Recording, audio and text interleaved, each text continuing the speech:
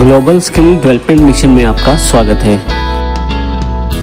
पिछले सेशन में हमने देखा किस प्रकार हमने बेसिक टेक्स्ट एडिटिंग का प्रयोग किया, जिसमें हमने टेक्स्ट टूल का प्रयोग किया।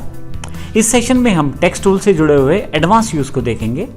अब देखें, यहाँ पे हमारे पास टेक्स्ट टूल अवेलेबल है, लेकिन टेक्स्ट टूल का प्रयोग करने से पहले मैं यहाँ एक रेक्टेंगुलर ड्रॉ कर लेता हूँ और फिर मैं यहाँ से एक फ्री हैंड पाथ को क्रिएट कर लेता हूँ, जो कि एक डिफ़ॉल्ट पाथ के रूप में मैं प्रयोग करना चाहता हूँ। इसी तरह से मैं यहाँ से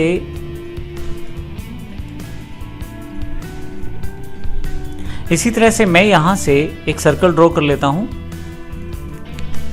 इसके लिए मैं कंट्रोल प्रेस करके रखता हूँ, एक परफेक्ट सर्कल मेरे पास ड्रॉ हो जाएगा।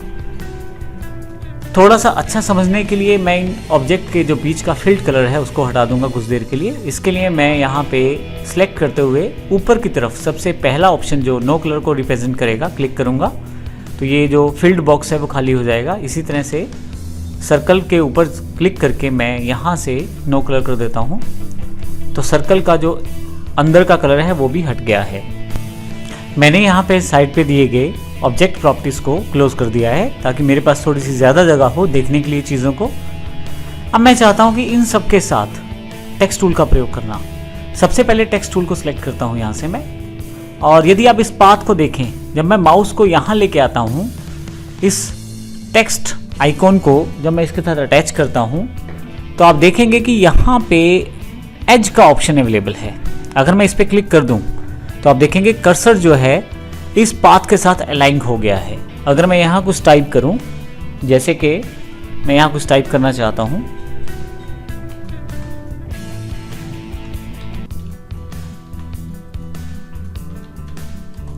आप देखेंगे जैसे जैसे मैं टाइप कर रहा हूं वैसे वैसे ये कैरेक्टर्स जो हैं ये इस पाथ के साथ टाइप हो रहे हैं।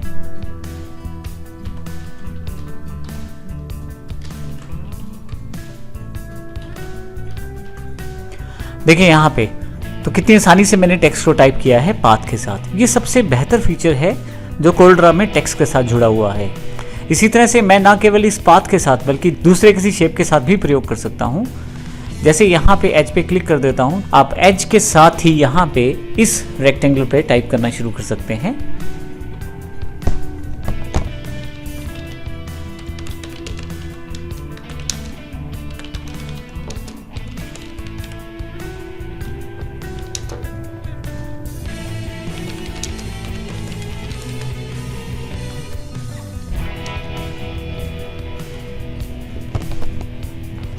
अब जैसे जैसे मैंने टाइप करना शुरू किया है उसने अपने आप को उस पर्टिकुलर पाथ के साथ अलाइन किया है। रेक्टेंगुलर है तो उसने रेक्टेंगुलर शेप में उसको अपने साथ एडजस्ट कर लिया है।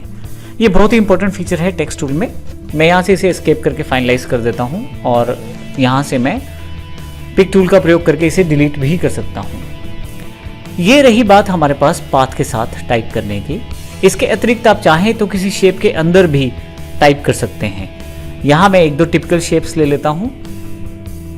इसके लिए यहाँ से मैं बेसिक शेप्स में जाकर मान लीजिए ये एक शेप डिफाइन कर लेता हूँ और इसका अंदर का जो कलर है वो हटा देता हूँ ताकि क्लियर हो जाए। आप अंदर का कलर रख भी सकते हैं, लेकिन अभी कलर ना होने से हमें थोड़ा सा क्लैरिटी से क्लियर होगा कि हम क्या टाइप करते हैं और किस तरह से उसका प्रयोग होगा। अब मैं टेक्स्ट टूल को फिर से सिलेक्ट करता हूँ।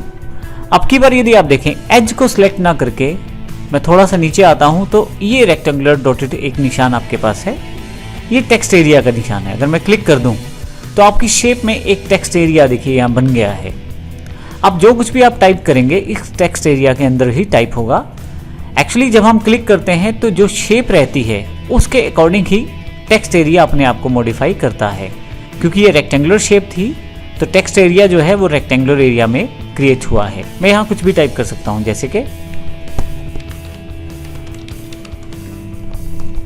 जैसे यहाँ पे मैंने कुछ टेक्स्ट टाइप कर दिया है। हालांकि मैं इस टेक्स्ट को भी यहाँ से हटा देता हूँ और मेरे पास कुछ टेक्स्ट क्लिपबोर्ड पे है, अर्थात मैंने कुछ कॉपी किया हुआ है, उसको पेस्ट कर देता हूँ कंट्रोल वी के साथ। यहाँ पे देखिए मैंने कुछ टेक्स्ट को पेस्ट कर दिया है, तो इस टेक्स्ट ने उसी टेक्स्ट एरिया में अपने आप को बाइंड किया है, अर्थात उसी टेक्स्ट एरिया में इस टेक्स्ट को शो किया गया है। अब मैं इसके साथ वही सारे बेसिक ऑपरेशन कर सकता हूँ जो नॉर्मल टेक्स्ट में किए जाते हैं। जैसे कि मैं इसका साइज सेट कर सकता हूँ, मैं इसका साइज छोटा कर देता हूँ। अब देखिए जैसे मैं साइज छोटा करता हूँ, जो मैंने सिलेक्ट किया था, जो मेरे उस वक्त मेरे पास रेक्टेंगुलर बॉक्स में दिखाई दे रहा था, मैंने वो सिलेक्ट किया था। जब टेक्स्ट छोटा हो जाता है तो आप देखेंगे वो टेक्स्ट जो उस बॉक्स में पूरा नहीं आया था वो नीचे की तरफ था, लेकिन उस वक्त दिखाई नहीं दे रहा था। तो इस तरह से मैं इनको दोबारा सिलेक्ट करके फिर से एक पर्टिकुलर साइज पे डिफाइन कर सकता हूँ। अब देखिए उसके नीचे भी थोड़ा सा टेक्स्ट था, मैं इसको भी सही कर लेता हूँ। तो इस तरह से आप चाहे तो टेक्स्ट को वर्कआउट कर सकते हैं। अब यहाँ पे मैं इस पूरे टेक्स्ट को सिलेक्ट करना चाहता हूँ तो कंट्रोल ए प्रेस कर देता हूँ, ताकि बार बार मुझे इस तरह से एक एक टेक्स्ट लाइन को सिलेक्ट ना करना पड़े। और यहाँ मैं सबका साइज 6 कर देता हूँ। अब यहाँ पे मेरे पास ये टेक्स्ट अवेलेबल है और ये जो एक्स्ट्रा टेक्स्ट है इसको भी मैं कंट्रोल ए करते हुए सिलेक्ट कर लेता हूँ फिर से, और यहाँ इसका जो साइज़ है वो 6 कर देता हूँ। अब हमारे पास लगभग सारा टेक्स्ट सिलेक्शन में आ गया है और प्रॉपरली यहाँ पे अवेलेबल है। अब यदि यहाँ पे देखें तो टेक्स्ट को इस रेक्टेंगुलर बॉक्स की शेप में ही दिखाया गया है, क्योंकि टेक्स्ट एरिया भी उसी शेप को फॉलो कर रहा है। अब हमारे पास यहाँ ऊपर की तरफ, जैसे हमने पिछले सेक्शन में देखा था कि हमारे पास अलाइनमेंट के टूल अवेलेबल थे। नन का मतलब है कि अलाइनमेंट बिल्कुल नहीं है जैसा अभी है। लेफ्ट का मतलब लेफ्ट साइड अलाइनमेंट, अर्थात सारा टेक्स्ट लेफ्ट की तरफ रहेगा। सेंटर टेक्स्ट बीच में रहेगा। अब आप देखें यहाँ पे अलाइनमेंट का आप जो प्रैक्टिकल एग्जांपल है वो देख सकते हैं। इस तरह से मैं राइट कर सकता हूँ, टेक्स्ट राइट साइड की तरफ रहेगा। मैं फुल जस्टिफाई कर सकता हूँ, तो टेक्स्ट को, क्योंकि यहाँ से सिलेक्शन हट गया है, मुझे दोबारा सेलेक्ट करना ज़रूरी है, मैं दोबारा सेलेक्ट कर लेता हूँ और यहाँ से फुल जस्टिफाई करता हूँ। तो आप देखेंगे कि टेक्स्ट को दोनों तरफ से, दोनों सिरों से बराबर रखने की कोशिश की गई है फुल जस्टिफाई से। अगर मैं फोर्स जस्टिफाई करूं तो अगर किसी कारण से टेक्स्ट पूरा नहीं भी आ पा रहा तो फोर्स जस्टिफाइज उसे पूरा करने की कोशिश करेगा, चाहे इसके लिए उसे टेक्स्ट के बीच का स्पेसेस भी क्यों ना बढ़ाना पड़े। मैं क्लिक कर देता हूं तो आप देखेंगे उसका स्पेस जो है वर्कआउट कर लिया गया है। तो इस तरह से आप टेक्स्ट का प्रयोग कर सकते हैं। फाइनली आप कलर का प्रयोग करें, जिस कलर का प्रयोग करना चाहते हैं वो टेक्स्ट के साथ करके आप टेक्स्ट को मॉडिफाई कर सकते हैं। ये ना केवल रेक्टेंगुलर शेप तक लिमिटेड है, ये हर किसी शेप में आप इसको डिफाइन कर सकते हैं टेक्स्ट एरिया के साथ। मैं फिर से टेक्स्ट सेलेक्ट कर लेता हूं। जब मैं इसे इस शेप पे लेके आता हूं तो आप देखें माउस को अगर आप बाउंड्री लाइन, आउटलाइन पे रखें तो एज का ऑप्शन आता है, लेकिन थोड़ा सा अंदर की तरफ ले आएं तो टेक्स्ट एरिया का ऑप्शन आता है। मैं यहाँ क्लिक कर देता हूँ। मेरे पास पहले से पिछले वाला टेक्स्ट कॉपीड है तो मैं उसको फिर से कंट्रोल V करके पेस्ट कर देता हूँ। आप देखेंगे कि जो टेक्स्ट एरिया है उसने अपने आप को इस शेप के अकॉर्डिंग सेट कर लिया है, और जैसे ही मैं इसे पेस्ट करता हूं मेरे पास वो सारा टेक्स्ट इस शेप के अकॉर्डिंग डिफाइन हो गया है। फिर से वही बेसिक ऑपरेशन आप आसानी से कर सकते हैं और अपने टेक्स्ट की सेटिंग कर सकते हैं। अब यहाँ सबसे अच्छी बात है कि आपको टेक्स्ट की सेटिंग के लिए किसी भी तरह के एक्सटर्नल सोर्सेज की ज़रूरत नहीं रहती। आपको केवल क्लिक करना है और क्लिक करने भर से आप चाहे तो पाथ या एज पे टेक्स्ट को दे दें, सेट कर दें, और चाहे तो उस पर्टिकुलर शेप के अंदर किसी पर्टिकुलर डिज़ाइन में उसको सेट कर दें। इसके अतिरिक्त टेक्स्ट में एक इम्पोर्टेंट यूज़ और भी रहता है। मैं इस तरह यहाँ पे क्लिक कर देता हूँ और कुछ टाइप करता हूँ। यहाँ पे मैंने issstworld.com टाइप किया है और यहाँ पे मैं थोड़ा सा टेक्स्ट साइज बड़ा कर लेता हूँ। टेक्स्ट को फाइनलाइज करने के पश्चात मैं पिक टूल सेलेक्ट कर लेता हूँ। शॉर्टकट के रूप में आप स्पेस बार का प्रयोग कर सकते हैं, परंतु यदि टेक्स्ट के अंदर आप शॉर्टकट में स्पेस बार का प्रयोग करते हैं तो उसको एज अ स्पेस माना जाएगा। तो इसलिए आप पिक टूल को सिलेक्ट करें और यहाँ पे यदि आप देखें तो ये मेरे पास सिलेक्ट हो चुका है। मैं इसे मूव कर सकता हूँ कहीं भी। अब मैं प्लस का निशान दबा देता हूँ कोलड्रा में। जैसे आप प्लस दबाते हैं आपके पास इसका एक डुप्लीकेट तैयार हो जाएगा।